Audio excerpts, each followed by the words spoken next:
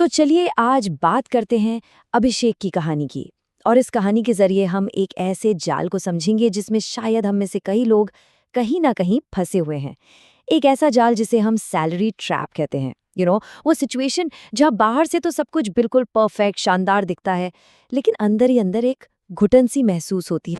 ये जो लाइन है ना, ये अभिषेक की पूरी कहानी का निचोड़ है। बाहर से देखने पर वो एक राजा की तरह लगता था, लेकिन अंदर से उसे एक गुलाम जैसा महसूस होता था।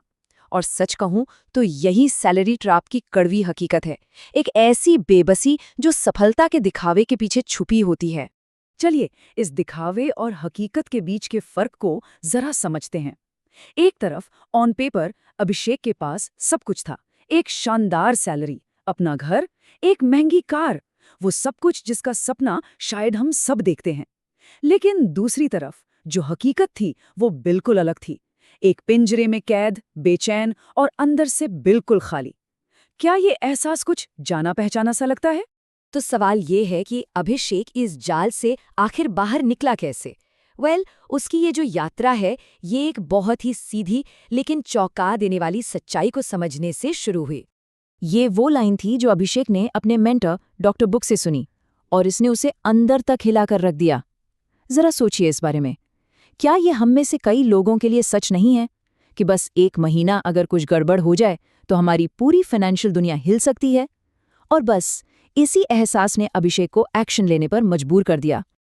अब इस प्रॉब्लम की जड़ तक जाने के लिए डॉक्टर बुक ने एक फ्रेमवर्क का इस्तेमाल किया। उन्होंने बताया कि ये जो ट्रैप है, ये असल में आराम की 5 परतों से बना है। तो चलिए इन परतों को एक एक करके खोलते हैं और समझते हैं। ये देखिए, ये वो रोड मैप है जो हमें सैलरी ट्रैप की जड़ तक ले जाएगा। पहली लेयर है इनकम और वेल्थ का फर्क। दूसरी है फ्रेगमेंटेशन, मतलब पैसों का छोटे छोटे टुकड़ों में बिखर जाना। तीसरी है लाइफस्टाइल इन्फ्लेशन। चौथी गोल्डन हैंडकफ्स यानी सोने की हथकड़ियां। और पांचवी जो सबसे जरूरी है, वो है द गैप। इन परतों को समझना ही इस जाल से बाहर निकलने का नक्शा है। पहली और सबसे बड़ी गलतफहमी यही होती है कि ज्यादा इनकम का मतलब ज्यादा दौलत है। ऐसा नहीं है। अभिषेक महीने के 2 लाख रुपए कमाता था, लेकिन सोचिए, अगर उसमें से 1,70,000 रुपए पहले से ही लोन, ईएमआई और बिल्स में जाने के लिए तय हैं, तो वो अमीर कैसे हुआ? वो तो बस अपने ही पैसे का एक मिडलमैन बनकर रह गया है, जो पैसा एक हाथ से लेता है और दूसरे हाथ में दे देता है। दूसरी परत है फ्रैगमेंटेशन ट्रैप। यहाँ आपका पैसा गायब नहीं होता, बल्कि लीक हो जाता है। किराया, ईएमआई, बाहर खाना, छोटी छोटी इम्पल्सिव शॉपिंग, इन अनगिनत टुकड़ों में एक बड़ी सैलरी कब देखते ही देखते खत्म हो जाती है, पता ही नहीं चलता। और ये एक ऐसी आदत बन जाती है जिस पर हमारा ध्यान भी नहीं जाता। और ये लीकेज होता क्यों है? इसका जवाब है तीसरी परत में, लाइफस्टाइल इन्फ्लेशन। जैसे जैसे हमारी इनकम बढ़ती है, हमारे खर्चे भी उसी रफ्तार से या शायद उससे भी ज्यादा तेजी से बढ़ जाते हैं।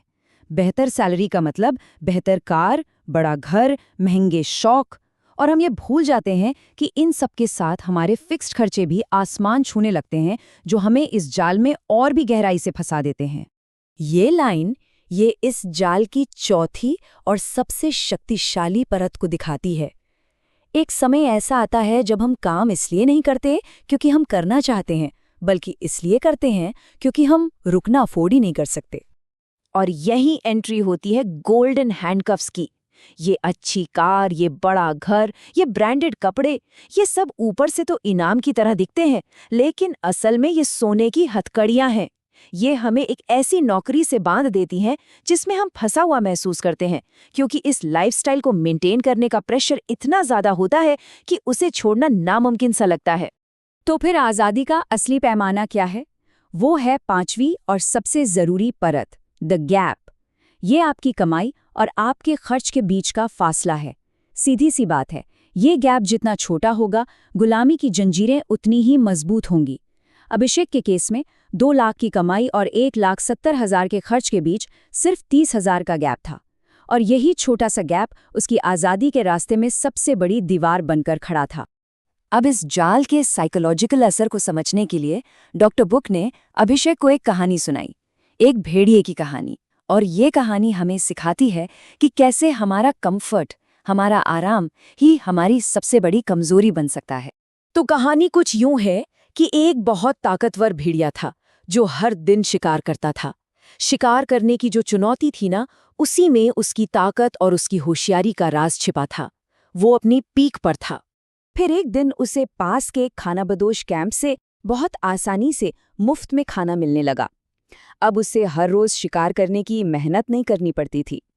और ये जो मुफ्त का खाना था ना, ये बिल्कुल उस आरामदायक सैलरी की तरह था जिसने धीरे धीरे उस भेड़िए का व्यवहार बदलना शुरू कर दिया। और यहीं पर आराम की छिपी हुई कीमत सामने आई। शिकार न करने की वजह से भेड़िए की मांसपेशियां कमजोर होने लगी। उसकी शिकार करने की जो तेज तरार प्रवृत्ति थी, वो कुंद पड़ गई। उस चुनौती की कमी ने उसे अंदर से कमजोर बना दिया था। और फिर वो संकट का पल आया। खानाबदोश वहां से चले गए और मुफ्त का खाना मिलना बंद हो गया। अब तक भेड़िया इतना कमजोर हो चुका था कि वो पहले की तरह शिकार कर ही नहीं सकता था। वो भूखा मरने की कगार पर पहुंच गया था। अब इस कहानी को सैलरी ट्रैप से जोड़कर देखिए। भेड़िए के लिए जो आसान खाना था, वही हमारे लिए एक स्थिर तनख्वाह है। जैसे आसान खाने ने भेड़िए के शिकार करने के हुनर को कमजोर कर दिया, बिल्कुल वैसे ही एक आरामदायक नौकरी हमारी आगे बढ़ने की इच्छा, हमारे एम्बिशन को खत्म कर सकती है। हम नई चीजें सीखना बंद कर देते हैं, ग्रो करना बंद कर देते हैं। तो सवाल ये उठता है कि इस जाल से निकला कैसे जाए। डॉक्टर बुक ने इसके लिए एक बहुत सीधा सा 3 स्टेप का एस्केप प्लान बताया। रास्ता साफ है, लेकिन हाँ, थोड़ा चुनौतीपूर्ण जरूर है। ये है आज़ादी का रास्ता। पहला कदम, अपने आराम को कम करें। दूसरा कदम, असुविधा यानी डिस्कम्फर्ट के जरिए अपनी इनकम बढ़ाएं। और तीसरा कदम, एसेट्स बनाएं। चलिए इन्हें एक एक करके समझते हैं। पहला कदम है अपने सारे फाइनेंशियल लीकेज को बंद करना। इसका मतलब है फिजूल खर्ची पर लगाम लगाना, अपनी लाइफस्टाइल के गैर ज़रूरी खर्चों को कम करना और उन ऐप्स को डिलीट करना जो आपका समय और पैसा दोनों बर्बाद करते हैं। ये असल में जानबूझकर कम आराम चुनना है ताकि आप उस गैप को बढ़ा सकें।